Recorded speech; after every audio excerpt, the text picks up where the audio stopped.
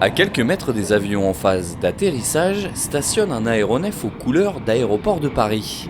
Pas question pour lui de décoller, solidement arrimé au sol, il sert à l'entraînement des équipes de sécurité de Roissy-Charles de Gaulle, un véritable A320 qui, après plusieurs milliers d'heures de vol, trouve une seconde jeunesse ici, un investissement de plusieurs centaines de milliers d'euros pour trouver l'appareil.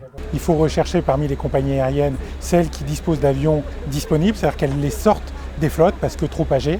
Bon, c'est un A320 qui a été mis en ligne, je crois c'est en 97, vous voyez, il a œuvré longtemps pour la compagnie Air France. Il sortait, il avait le choix entre devenir une source de pièces détachées pour les avions, et puis on lui offre une seconde vie qui est toute à la gloire de l'aéronautique, où les équipes en charge de la sécurité s'entraîneront pour le bien de tout le monde. À l'intérieur, tout est resté comme d'origine, du cockpit jusqu'au siège des passagers. Cet avion représente 48% de la flotte opérant à Roissy-Charles de Gaulle. Il va permettre aux pompiers de simuler tout type d'intervention. Ici, l'échauffement du train arrière de l'avion.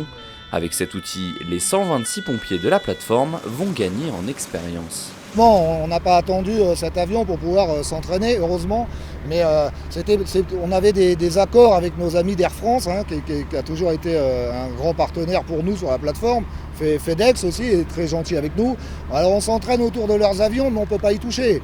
Lorsqu'on fait de l'entraînement journalier, voilà, on peut mettre des lances autour. Ce que vous avez vu tout à l'heure, on est capable de le faire. La même chose, c'est qu'on ne peut pas cracher sur les roues. Il y a des enjeux de sécurité, bien sûr, il y a des enjeux de sûreté.